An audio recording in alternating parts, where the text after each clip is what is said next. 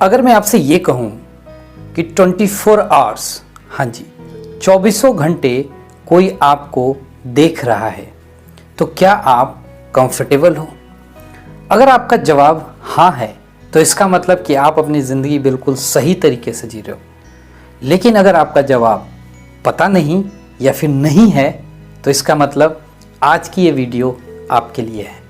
नमस्कार दोस्तों, मेरा नाम है जितेंद्र मिश्रा और मैं स्वागत करता हूं आपका मेरे YouTube चैनल कहानियों की गुल्लक पे। आज मैं जो कहानियां लेके आया हूं वो एक ही टॉपिक से रिलेटेड है और ये टॉपिक है इंटीग्रिटी, जिसका मतलब होता है doing right things when no one is watching you. जैसा कि मैंने आपको कहा कि अगर 24 घंटे कोई आपको देख रहा हो तो क्या आप कंफर्टेबल हो? आज की कहानी का जो सोर्स है या फिर जो ये इस कहानी को मैं क्यों लेके आया हूँ, आप सब लोग बिग बॉस सीरियल को लेके आई एम श्योर पता होगा आपको बिग बॉस सीरियल क्या है।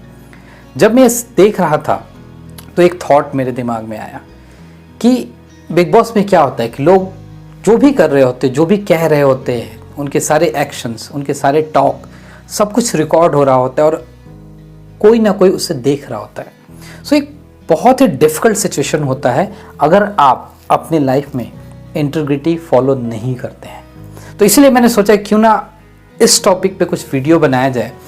और चूंकि ये टॉपिक बहुत ही सीरियस टॉपिक है और मुझे लगता है कि हम सबको इसके बारे में पता होते हुए भी शायद हम इसको फॉलो नहीं कर पाते हैं, तो मैंने इस टॉपिक को चूज़ किया है। और सबसे अच्छी बात कि इस टॉपिक को समझाने के लिए मैं आपके लिए एक नहीं, दो नहीं, बल्कि 3 कहानियाँ लेके आया हूँ। तो आज की ये वीडियो थोड़ी लंबी होगी, उसके लिए मैं पहले से आपको बता रहा हूँ। लेकिन उन 3 कहानियों को सुनने के बाद आपको 3 बातें क्लियर हो जाएंगी कि इंटीग्रिटी होती क्या है, इसको अगर हम नहीं फॉलो करते हैं तो इसका क्या इम्पैक्ट होता है, और तीसरी और सबसे ज़रूरी बात कि अगर इंटीग्रिटी को हम फॉलो करते हैं तो हमारी लाइफ कैसे बेटर हो सकती है या फिर हम कैसे एक बेहतर इंसान बन सकते हैं। तो आइए पहली कहानी से शुरुआत करते हैं। तो पहली कहानी के स्टार्ट में एक किंग है जो हमारा कैरेक्टर है और एक उसका सोल्जर है जो हमारा दूसरा कैरेक्टर है। तो चलिए कहानी को स्टार्ट करते हैं। एक बार एक राज्य में एक राजा था। राजा बहुत ही शक्तिशाली था और वो अपनी प्रजा का हमेशा देखभाल करता था। उसे एक शौक था शिकार खेलने का। एक दिन सुबह वो शिकार पे जाने ही वाला था, तभी पीछे से उसके एक दरबारी ने आके, एक सैनिक ने आकर के उसे रोका। बोला, राजा साहब, राजा साहब, राजा साहब, मुझे आपसे कुछ बात कहनी है। राजा ने पलट के देखा और उन्होंने पूछा कि तुम्हें पता है मैं शिकार पे जा रहा हूँ, तो तुमने मुझे रोकने की गुस्ताखी कैसे की? सिपाही ने कहा, राजा साहब, आपसे हाथ जोड़ के निवेदन करता हूँ, आज आप शिकार पे मत जाओ। राजा ने पूछा, ऐसा क्यों? तुम्हारी हिम्मत कैसे हुई मुझे रोकने के लिए? उसने बोला, नहीं राजा साहब, आज अगर आप जंगल में जाओगे तो आपकी मौत हो सकती है। ये सुन के सारे दरबारी, राजा, राजा की पत्नी सब घबरा गए। राजा ने पूछा कि तुम्हें कैसे पता? उसने कहा कि बस राजा साहब, रात को मैं सो रहा था तो मैंने सपने में देखा कि आप जंगल में गए हो शिकार करने के लिए और वहाँ पे अचानक से आग लग जाती है और आपकी मृत्यु हो जाती है। अब ऐसी बात जब कोई आगे से आके आपको कहता है, चाहे आप राजा ही क्यों ना हो, थोड़ा सा तो आपको भी डर लगेगा ही। अब दरबारियों के कहने पे, राजा की पत्नी के कहने पे राजा ने उस दिन अपना शिकार पे जाने का प्लान कैंसिल कर दिया। राजा रात को जाके सो गया। सुबह उठने पे राजा को पता चला कि उस दिन वाकई में जंगल में आग लगी और जो भी लोग उस वक्त जंगल में थे वो मर गए थे। राजा ने चैन की सांस ली, वो बहुत खुश हुआ और उसने पूरे दरबारियों के सामने उस सिपाही को बुलाया और उसने उस सिपाही को बहुत सारे रत्न आभूषण इनाम में दिए और उसने उसका धन्यवाद किया। सिपाही बहुत खुश था क्योंकि हो भी क्यों ना, उसने अपनी राजा की जान बचाई थी। पूरे दरबार में सारे लोग उसकी वाहवाही कर रहे थे, लोग तालियां बजा रहे थे और वो सिपाही वो सारे धन को लेकर के, अशरफियों को लेकर बहुत खुश था। अब वो सिपाही मुड़ के जाने ही लगा था, तब तक राजा ने कहा, ठहरो, और उसे रोक करके राजा ने अपने दूसरे सिपाहियों को यह आदेश दिया कि इस सिपाही को 100 कोड़े मारे जाएं। ये सुन के वो सिपाही बिल्कुल हक्का बक्का रह गया कि मैंने तो राजा साहब की जान बचाई थी और ये राजा साहब मुझे कोड़े क्यों मार रहे हैं।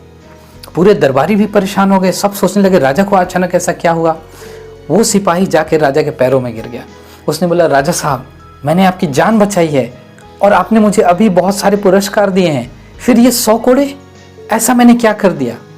राजा ने मुस्कुरा के कहा, तुम्हें जो अशर्फियां, जो आभूषण इनाम मिले हैं, वो इनाम इस चीज का है कि तुमने मेरी जान बचाई, लेकिन जो सजा मैं तुम्हें दे रहा हूं वो इसलिए कि तुमने अपना काम ठीक से नहीं किया।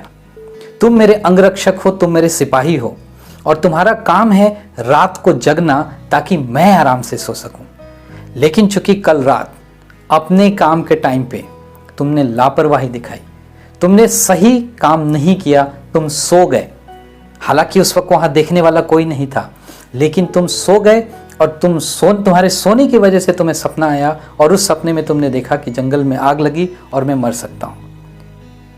ये बात पूरे दरबार को समझ आ गई और राजा ने कड़क आवाज में सब लोगों को एक बात कही कि जरूरी ये नहीं कि हम किसी काम से या फिर हमारे किसी काम से किसी को क्या फ़ायदा होता है, इसके साथ ये भी ज़रूरी है कि क्या उस काम का रिजल्ट जो है वो गलत तरीके से तो नहीं आ रहा। दोस्तों, इस कहानी का यहाँ पे एंड होता है और इस कहानी से जो हम चीज़ सीख सकते हैं वो है कि हमें अपनी काम ईमानदारी से करनी चाहिए, चाहे कोई देख रहा है या नहीं। आइए दूसरी कहानी स्टार्ट करते हैं। और दूसरी कहानी में जो हमारा मेन कैरेक्टर है वो है एक बहुत ही बड़े कंपनी का मालिक और उस कंपनी का एक छोटा सा कर्मचारी। तो कहानी को स्टार्ट करते हैं। एक बार एक बहुत धनी आदमी जो कि एक बहुत बड़े कंपनी का मालिक था, उस कंपनी के मालिक का कोई संतान नहीं थी, ना ही उसका कोई बेटा ना बेटी। तो उसने सोचा कि मेरे बाद आखिर इस कंपनी का देखभाल कौन करेगा। चूंकि उसका कोई अपना संतान नहीं था तो वो सोच रहा था उसे कोई ऐसा वारिस मिल जाए, ऐसा कोई इंसान मिल जाए जो उसके ना होने के बाद उस कंपनी को अच्छे ढंग से चला सके। काफ़ी सोचने के बाद उसने देखा कि हालांकि उसके कंपनी में बहुत ऐसे डिजर्विंग कैंडिडेट थे जिनको वो ऑफर कर सकता था, लेकिन उसने सोचा कि इस चीज़ का सिलेक्शन वो एक दूसरे तरकीब से करेगा। अगले दिन उसने अपने कंपनी के बहुत सारे जो लोग डिजर्विंग कैंडिडेट थे उनको बुलाया और बुला के उन्हें कहा कि मैं अपना उत्तराधिकारी ढूंढ रहा हूँ और मेरे बाद जो इस कंपनी को चलाएगा उसको पाने के लिए मैं एक एक्सरसाइज करना चाहता हूँ, एक एक्टिविटी करना चाहता हूँ। सब लोग वहाँ उपस्थित थे। उसने उनमें से कुछ 10 चुनिंदा लोगों को पिक किया, जिसमें से एक कर्मचारी भी था जिसने बहुत जल्द ही तुरंत ही उस ऑर्गेनाइजेशन को ज्वाइन किया था। अब उस मालिक ने बुलाकर, कंपनी के मालिक ने सबको, उन 10 लोगों को एक एक बीज दिया और उसने बोला कि मैं देखना चाहता हूं कि आप लोग कितने हार्ड वर्किंग हो और आप लोग अपने काम को कितने अच्छे तरीके से करते हो, आप रिजल्ट कैसे लेके आते हो। इसके लिए मैं आप सबको एक बीज देता हूं। आप सबको अगले 6 महीने तक इस बीज का ध्यान रखना है, इसमें पानी देना है, इसमें खाद देना है और जिस भी इंसान का पौधा सबसे अच्छा होगा या उसमें सबसे अच्छे फल आएंगे उनको मैं इस कंपनी का मालिक बना दूंगा। सब लोग काफ़ी हैरान थे इस फैसले को सुन के। वो जो 10 लोग थे वो सब अपने अपने घर चले गए। उसमें जो हमारा किरदार है वो भी उस बीज को लेके अपने घर चला गया। उसने जाके अपने घर पे अपनी पत्नी को ये बात बताई। उसकी पत्नी बहुत खुश थी। दोनों ने मिलके उस बीज का देखभाल करना स्टार्ट किया। कुछ 10-15 दिन निकल गए और उस बीज में वो पानी दे रहे थे, खाद दे रहे थे, धूप भी दिखाया, बट उस बीज का कुछ हुआ नहीं, वहाँ से कोई पौधा निकल के नहीं आया। ऐसे ही करते करते 1 महीना हो गया, 2 महीने हो गए, बट उस बीज से कोई पौधा निकल के आया ही नहीं। अब इस चीज़ को देख करके वो जो हमारा दूसरा कैरेक्टर है वो बहुत परेशान हो गया। उसने बोला ये तो बीज आ ही नहीं रहा है, 2 महीने ऑलरेडी निकल गए, मुझे नहीं लगता कि मैं ये मौका जीत पाऊंगा। उसकी पत्नी ने बोला कि तुम घबराओ नहीं, तुम्हारा जो काम है वो तुम करते जाओ, तुम अपना 100% दो, तुम अपने काम को ईमानदारी से करो, तुम इसे पानी, खाद और धूप टाइम से दिखाते रहो। दोस्तों ऐसे करते करते 6 महीने बीत गए और वो दिन आ गया जिसका इंतजार सबको था। सब लोग ऑफिस में पहुंचते हैं, वहाँ पे उस ऑफिस का मालिक खड़ा होता है। वो 10 के 10 लोग ऑफिस के हॉल में पहुंचते हैं और पूरी कंपनी के लोग वहाँ पे खड़े होते हैं। सब ये जानना चाहते थे कि आखिर हमारा नया मालिक कौन होगा। अब जब हम देखते हैं कि वहाँ पे जब 10 लोग पहुँचते हैं तो हमारा जो कैरेक्टर है, सेकंड कैरेक्टर है, वो ये देखता है कि सबके पास तो बड़े अच्छे पौधे हैं, किसी में बहुत अच्छे फूल हैं, किसी में फल हैं, किसी की हाइट ज़्यादा है, और वहीं उसका जो गमला है वो खाली है, उसमें कोई पौधा नहीं है। ये देख के तो उसने बिल्कुल निराशा को अपने मन में रखते हुए बोला, मैं तो नहीं जीत सकता, मैंने अपने काम का ध्यान नहीं रखा जिसकी वजह से यहाँ पे कोई पौधा नहीं है। अब कंपनी का मालिक आता है और वो सबके पौधे देखता है, सबकी बड़ी तारीफ करता है, सब खुश रहते हैं। पूरी कंपनी के लोग ये जानना चाहते हैं कि आखिर मालिक कौन बनेगा, क्योंकि किसी के फूल अच्छे हैं, किसी के फल अच्छे हैं, किसी का पेड़ बहुत ही हरा भरा है, और वहीं बाकी के 9 लोग उसका खाली गमला देख करके उसका मजाक उड़ा रहे थे। फिर उस कंपनी के मालिक ने उससे बोला कि तुम बताओ तुम्हारे साथ क्या हुआ, तुम्हारे पास कोई पौधा क्यों नहीं। उसने बोला कि मैंने पूरी कोशिश की, मैंने हर दिन इसे पानी दिया, टाइम पे इसे खाद दिया, जब ज़रूरत हुई इसे धूप दिखाया, मैं 6 महीने से इस पर कोशिश कर रहा हूँ, बट इस पर कोई रिजल्ट नहीं आया और मैं अपनी हार स्वीकार करता हूँ।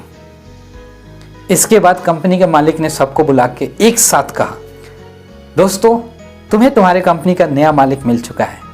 और ये कहते हुए उसने उसी बंदे की तरफ इशारा किया जिसका पॉट खाली था, जिसका गमला खाली था। ये देख के सब हैरान हो गए, ऐसा क्या हुआ जिसने कोई पौधा उगाया तक नहीं, और शर्त के मुताबिक ये था कि जिसका पौधा सबसे अच्छा होगा वो मालिक बनेगा। अब चारों तरफ कानाफूसी शुरू हो गई, सब एक दूसरे से बात करने लगे, ये तो पार्शियलिटी है, ये तो कोई बात नहीं हुई।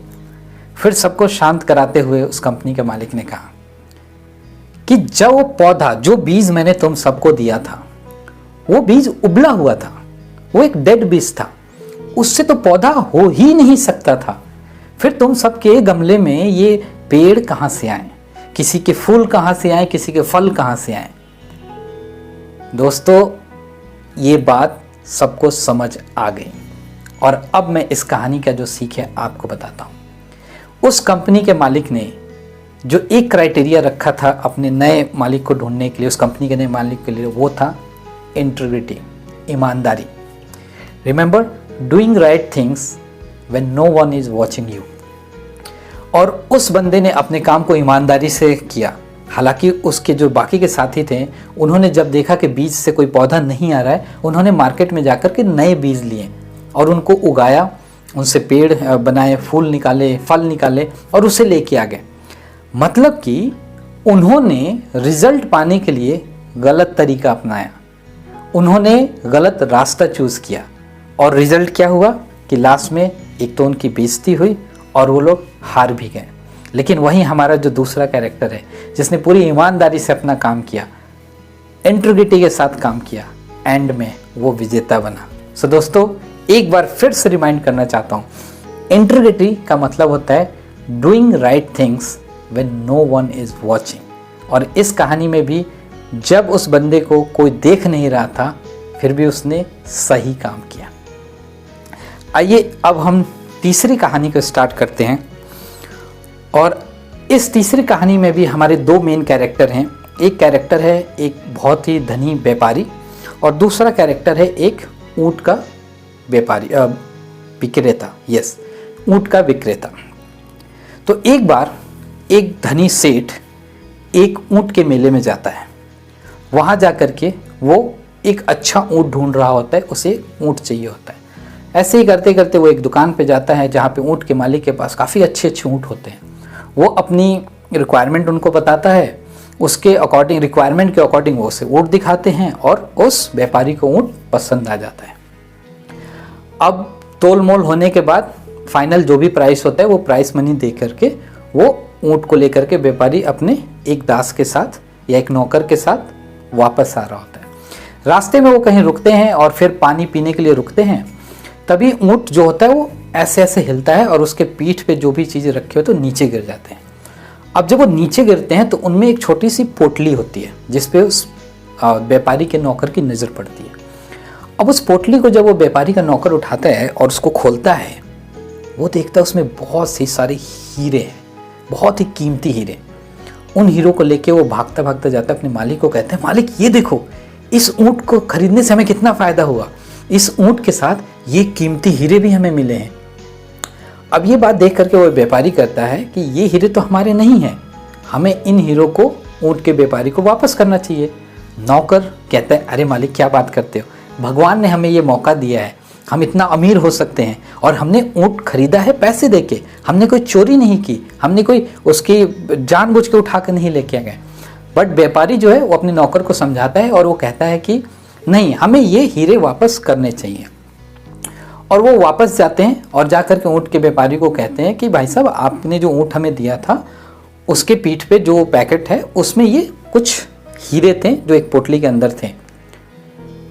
ऊँट का मालिक जो है वो हड़बड़ा के वो हीरे देखता है और वो बहुत खुश होता है क्योंकि वाकई में उसके हीरे उस ऊँट के पास थे और वो बहुत कीमती हीरे थे।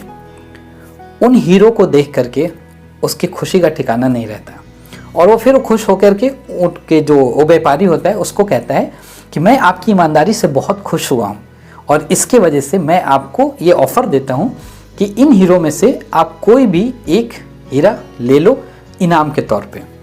बट व्यापारी मना कर देता है, वो कहता है नहीं, हमारा सौदा ऊँट के लिए हुआ था, जो पैसे तय हुए थे मैंने पैसे आपको दिए, बदले में आपने मुझे ऊँट दिया, उसके अलावा चाहे कितनी भी कीमती चीज़ है, चाहे कितनी भी कीमती चीज़ है, अगर वो है तो वो मेरी नहीं है, इस वजह से मैं आपको ये वापस कर रहा हूँ। अब ये बात सुन करके ऊँट का जो पहला मालिक था वो कहता है कि नहीं, ऐसा क्या हो सकता है, आप प्लीज़ कुछ तो ले लो।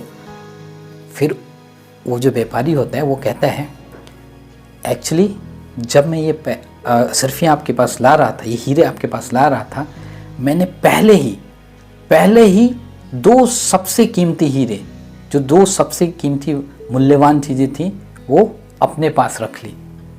अब ये बात सोच करके ऊँट का मालिक सोचने लगता है कि अच्छा तो ये बात है, इसने पहले ही रख ली है और यहाँ पे आकर ईमानदारी की बातें कर रहा है। ये कहते हुए अपनी पोटली खोलता है, वो चेक करता है और हैरान हो जाता है क्योंकि उसके सारे हीरे तो पोटली में थे। फिर वो व्यापारी कौन से दो हीरो, दो कीमती चीज़ों की बात कर रहा था, वो उसको पूछता है कि सारे हीरे तो यही हैं, फिर आप कौन सी वो दो कीमती चीज़ों की बात कर रहे हो। तब व्यापारी उससे कहता है कि वो दो कीमती चीज़ें थी, वो थी इंटीग्रिटी एंड सेल्फ रिस्पेक्ट। हाँ जी दोस्तों, उन हीरो को वापस करते वक्त जो दो सबसे कीमती चीज़ें उस व्यापारी ने अपने पास रखी थी वो थी इंटीग्रिटी एंड सेल्फ रिस्पेक्ट।